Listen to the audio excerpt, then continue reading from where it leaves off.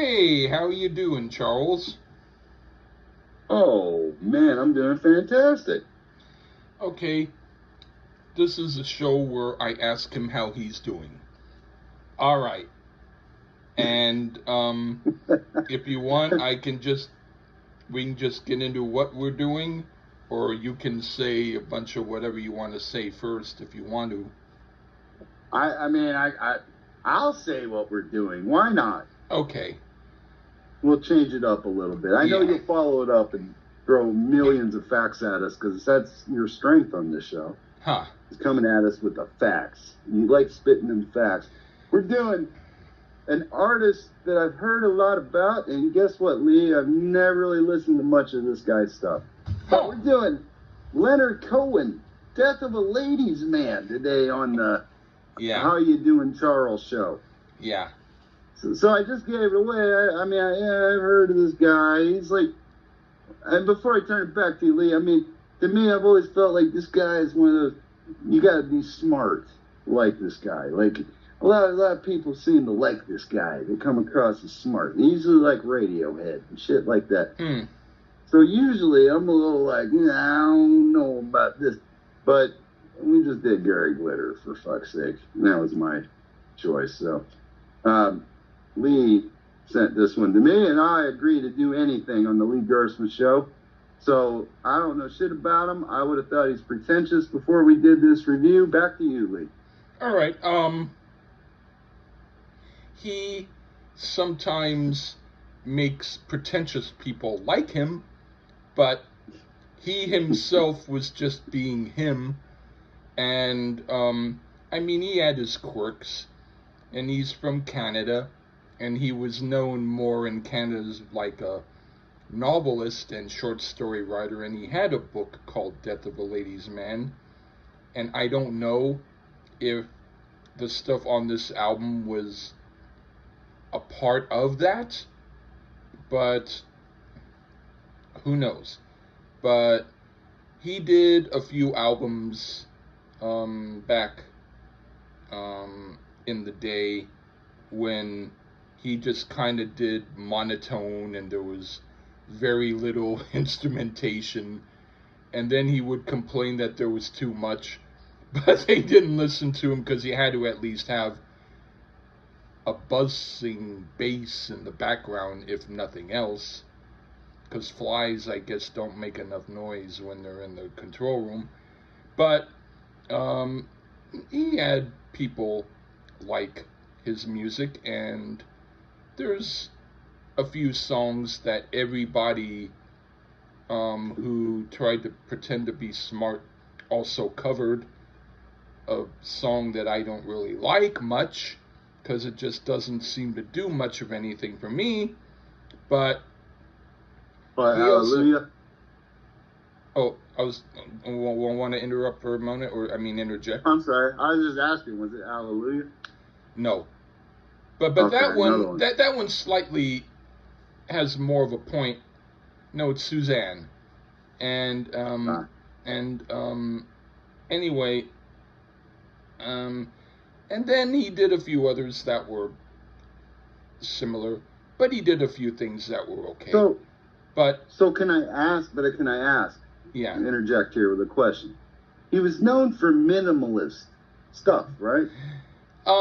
Typically, right? Mostly, he was known for being scared of putting anything in what he did. Not necessarily for being minimal, but just being afraid of branching out. Kind of like that. So pray tell why he chose to work with Phil Spector on this album. I was going to get into that. All right. Right. This is interesting. After he did a few of those kind of sounds like someone just going in an echo chamber and having a few albums like that, he then decided, I guess, I don't know how or why, but I guess he met Phil Spector in a party or something, and he decided to co-write with him, and things were going okay. And then, according to Leonard Cohen, during the recording process, Phil Spector would walk up to him and put a gun right next to his chin and whisper, "I love you." And that kind of made Cohen a little nervous, but then they did music, and then apparently Spector kept being more irritating and weird, and being like, okay, yeah, this can be on the album. Nah, not really. Oh no, wait, yeah, no, yeah, no, yeah, yo, and back and forth for hours, or something like that. And then finally, when the album was finally done, Spector apparently was like, hee hee hee, as his little cute prank, taking the tapes and then hiding them in his house. And Cohen, at that point, was like, I worked really hard on this, and he's just acting like an asshole, so I guess I'll be an asshole too. So Spector had a party.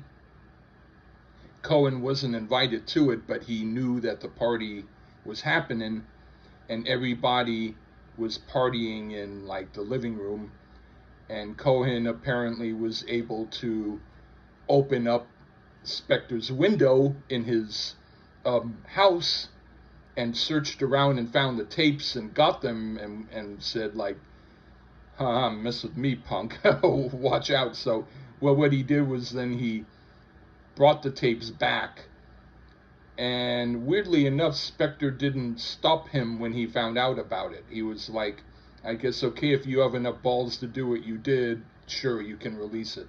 So Cohen mentioned this stuff, and then after he mentioned it, he said, and I would gladly work with him again.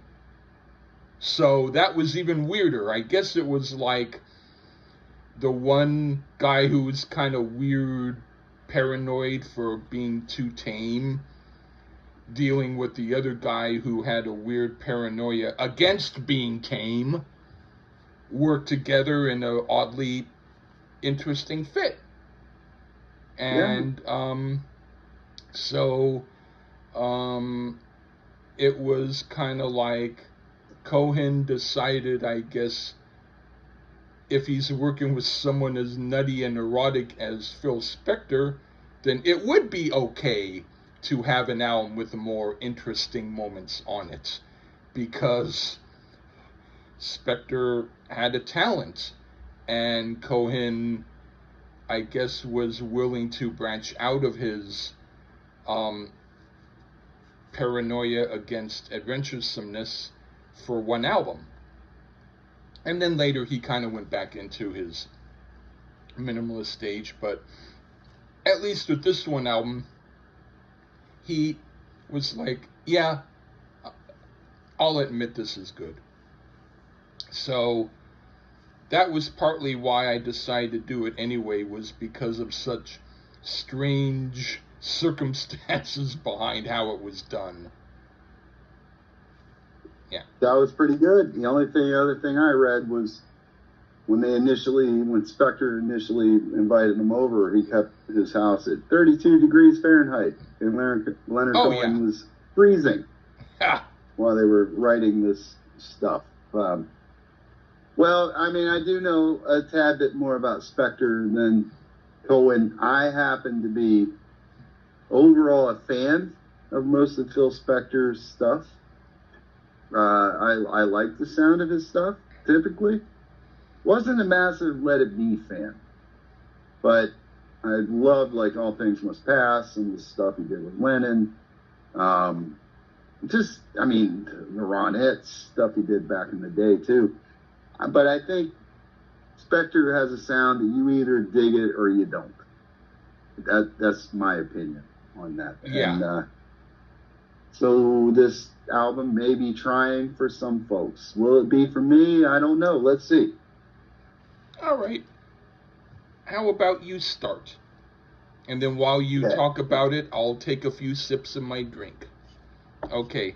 First song is True love leaves no traces. What do you think of that? This is a rather odd thing. We get Bonnie Blakely, your favorite Nightmare on Elm Street actress and mine, on backing vocals.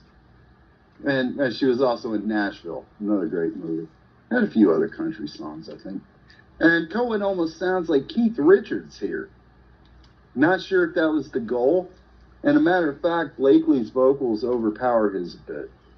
But, I mean, it is their album, so what the hell? I mean, Spector's sound is all over this. And it's an odd mishmash of styles here. A minimalist poet produced by the most grandiose producer of all time. And it works. At least for me. It is a bit mellow, but it has that hallmark Spector sound, and you can either get with it or not. And I happen to be one that does. It's odd, but it works for me. Okay.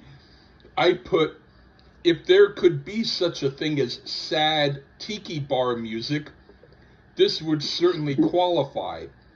It has a 70s TV theme show vibe, like for a show about a family called The Downers, but it has its appeal. I like it in its kitschy way. Interesting song. Okay, and now for Iodine. Okay, this song is ironic, like the message is, let's pretend we're happy. The jazzy element is cool, and Cohen has his own type of delivery, which is not like Brian Ferry, but as cool as him, but with an element of repressed bitterness. Despite its non-smiling intent, it's a fun song, and I like it quite a bit. What do you think? Spector almost copies the work he would do on Instant Karma here, well, at least with the drum sound. And you get a lot of reverb and echo on Cohen's vocals, which make them sound a bit distant. And old Blakely is back on backing vocals. This one also works for me. It isn't easy to discern what the hell the song is about due to the production choices by Spector, but it has a good stomping beat. I wasn't a big fan of the sax solo, though, for some reason here, but overall, I did enjoy this one. So far, so good on this album. Right on. What do you think of Paper Thin Hotel? Oh, some clever naughtiness here. The walls of this hotel are paper thin. Last night I heard you making love to him. Ooh, clever. But I'm a caveman, so usually I need more direct. But even I can get with this one. This song is nasty as hell, but yet without profanity. There's an interesting dichotomy here with a song of a guy listening to his neighbors in a hotel fornicate with angelic type music behind it. Believe it or not, I could imagine Roger Waters covering this. Huh. And I also wouldn't be surprised if this type of sound influenced some of the tracks on The Wall. Huh. It's a head scratcher, but yet again, I enjoyed it. Right on. I put, this is an interesting example of a song that represents a preference for sadness. It's peculiar and unusual in that way, but also oddly a feel-good song, despite the sad vibe. I do like it. It's more the type of ballad I'd be into. It's not overstated. It makes its point without doing too much. It's cool. And now for Memories. The music is a little more genuinely happy in this song, even if by a little bit. But the happiness contradicts the words, which are not happy, and finally direct the music to follow. So far, I'd say this is one of my favorites on the album. What do you think? Frankie Lane gets a shout out here. Excellent. This track closed out side one. It makes sense that it did. This is just as if Spector put anything he ever produced in one song. Tons of singers on this, and it has a 50s rock feel with massive orchestration behind it as well. Definitely the kitchen sink was thrown at this one. Also read this is about the only song from the album that lived on in Cohen's live performances later on. I thought it was pretty good. And I would probably refer this to someone who didn't understand the wall of sound, because this track oozes that. Lyrically, it's about a naked lady. Wow. I mean, sure. You'd have to hear it to believe it. I enjoyed it a lot too, Lee. Right on. What do you think of I Left a Woman Waiting? For this album thus far, probably one of the more understated songs production-wise. Has a very stock-sounding bass line, like Doo-Wop 101 here. Lyrically, I don't find it that interesting, and that ruins it for me. Perhaps some more of that wall of sound and the vocals were in order here. The music, while it does have some standard elements, mainly the bass line, it is pretty nice, actually. I do think this would be a great instrumental, but it isn't. So we get the first one that didn't do much for me, basically because of the lyrics and the weak singing. Okay, I put, this somewhat sounds like an affair between two old decrepit people, but morbidity aside, it's well written, mostly lyrically, and competently, and completely musically. I would not want to be in the type of I put, it would not want to be the type of affair. Okay, it would not be the type of affair I want to be in ever. I like a little more pizzazz in life in my encounters, but this is well done. I like the lyrics on the last part slightly less than the rest of the song, but musically and lyrically it's pretty good. Okay, now for Don't Go Home with Your Heart On. Okay, one of my other favorite songs on the album. The lyrics are very strange in a cool, intriguing way, and the music is a totally happy fiesta. So the combination is amusingly and purposefully weird, but that's what makes this song so fun. 10 thumbs up. What do you think? To me, it pretty much mimics the song Do the Hand Jive. Huh. It shifts a bit on what I suppose is the pre-chorus. The bass line on it is excellent, and whoever is playing it, great job. Unfortunately, Cohen's lyrics and vocals bring this down for me. It isn't nearly as profane as I thought it would be, but the repetition of "you can't melt it down in the rain" would be etched in your memory. That would be my biggest criticism, is way too many repeating lyrics. And it doesn't burn in your memory like a mantra either. But I can't overlook it, as I love the sound Spector came up with on this one. So it's like 3/4 good. All right. Which is better than not good. Yeah. Okay. So, what do you think of Fingerprints? A country song here, which is interesting. I can't recall hearing too many Spector-produced country songs. If anyone knows any, send them. I know you would know at least, so if you can find it, send it to me. Anyway, the production on this is a bit understated, which is a nice break. Nice little pedal steel solo here. This one comes across as like a deranged take on, say, Conway Twitty and Loretta Lynn duets. And while I like this one quite a bit, I think it'd have been interesting to hear Twitty and Lynn do this one, actually. Spector's production is a bit much here, but overall I enjoyed Fingerprints. Right on. I put, this might be the very best song on the album. The words and music match fantastically, and I like the out there way of everything. Very cool. And now for the... Oh. Okay, last song. Death of a Ladies' Man. Okay. I like the music, and the words are interesting, except it's way, way too long. It became a bit boring, which the other songs aren't. So this is easily the worst track on the album. What do you think? The vocals on this are really good to my ears. I like the blending of his and that female backing vocalist. And I still hear like late 70s Pink Floyd for some reason. Waters had to draw inspiration from this. Lyrically, it's pretty bizarre, but it's art, I suppose. And I have to admit, a lot of lyrics do go over my head, but that's not like a huge accomplishment. I do like this one as well, but as you noted, it's a bit too long. And seems like a deranged take on stuff Spector would do with George Harrison or John Lennon. Trim this one down about 4 minutes, because it's like 9 minutes long. So trim it down about 4 minutes, and I'd enjoy it more. But as far as the overall album, I was quite surprised by this one here today.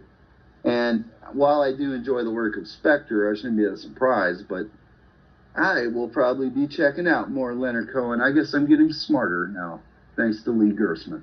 Okay, do you like hearing people humming in an echo cavern for an hour? Well, I'll be the judge of that when I listen to it. That'll be the first minute of the 20-minute. A pretentious smart twat for a minute, and say, Leonard Cohen, I get it now. Oh, I get why. Okay, so well then, try probably his most hollow album called Songs from a Room, which sounds like he went into a room and he had a guy who was playing a viola one note, and then the viola player tried to put in one more note, and Cohen shook his fist and told him, "Stop that shit right now." And you can hear the "stop that shit right now" very audibly. And then the album continues. Well, maybe I'm kind of putting a tall tale there, but anyway. I doubt it. I mean, like I said, normally, I think for me, so let me ask you. I mean, I enjoy the work of Phil Spector. I'm deranged like that. Is there anything else that he did that sounds like this? Leonard Cohen, not Spector. I mean, anything ever again? I really doubt it. Not like this, but like actual music, yes. Oh. Check out You Want It Darker. That's one of his last albums, and he sings everything like, "You want it darker, oh yeah you do, you want it darker, oh ho ho." And every song, it's like every line's this, and every line's that. If you can get through it, then you'll be like everybody else who likes it. And it's and the music all sounds like that French Maxwell House coffee background gypsy music done over and over again. So well, I don't know if I'd like that. Yeah. yeah. I'm thinking we might have found the only one I probably would like right here. Listen to God songs. bless you, Phil Spector. You didn't do anything wrong. Listen to Except songs put from your fucking Let It Be. Listen to Songs from a Room. Not that you like it, but it's the most Cohen-like of his albums. I will note that down. And yes, well, is Phil Spector still alive? No. Yeah, he died. Yeah, in he prison, hung himself. Right? He hung himself. Yeah. Damn shame. Produced a lot of great shit. Yeah. And I'm a big fan of his, so he can make Leonard Cohen sound great. Yeah. That's a huge fucking thing. He also was the only one who made the Ramones sound good too, to me. That's what they say. What they say. That's what I say. I never heard anybody else say it, but if they did, cool. Oh no, there's others. Yeah. Rock and Roll High School. Yeah. Yeah, man. I mean, yeah, he could do great. He made George Harrison sound spectacular. I listened to All Things Must Pass back when it first came out on my neighbor's stereo system. That was an experience. It blew your mind, didn't it? It was, I bought it. I was like, wow. Okay, Well, I'm here's a not big going to question. say that I liked every single song equally. Yeah. But Shit the ton of songs that I did like, I thought it was a spectacular. It was like the most classic album around at that moment. I mean, so do I. I like to bust. At one time, I like to bust people's balls. I do think. Not. I mean, George is my least favorite Beatle, but that doesn't mean I hate him. I mean, Yeah. it's the Beatles. It doesn't mean he sucks. He far from sucks. But I bet, in my opinion, if you take Plastic Ono Band, Ringo's whatever the fuck his first album was, Sentimental Paul's, Journey, probably. You will probably say Paul's, McCartney 1. Again, and All Things Must Pass. To me, All Things Must Pass kind of would have shocked many people, I think, because they wouldn't have thought George could do something that great. Yeah. Right? But Phil Spector had a lot to do with that, though, man. Yeah. A lot to do with it. And my only critique of All Things Must Pass is, hey, George, why don't you just spread that out for 3 single albums? Then you won't have to make Dark Horse. And you sound like you can't sing because your voice is shot. Yeah. All right. Right? Yeah. But I mean, for me, it's tough between Plastic Ono Band and All Things Must Pass. But I'm assuming you're going to say McCartney 1. He's the best one. And the second best would have to be Ringo's. I'm a big fan of Plastic Ono Band. The John one, not the Yoko one. Yeah, I know. If you piss me off, I'm going to have us do Yoko. You said, Actually, I've heard a few Yoko songs I don't mind. Huh? I've heard a few Yoko songs I don't mind. Oh. Actually. Yeah. A few. Not, well, I mean, a couple. Yeah. 1? Yeah. 2? Maybe? Yeah. I'm not a big fan of Screaming. Yeah, I hear you. But Mascara Stew, the last track on that album, reminded me of something Yoko could have done. Yeah, and that was just, I think, done just as a joke, that just to show she could do it. And it was pretty decent, so yeah, they should collaborate while she's still with us. But anyway, all right. Thanks for having me on and turning me on to the great Phil Spector. Leonard Cohen. All right. Take care, everyone. Bye-bye.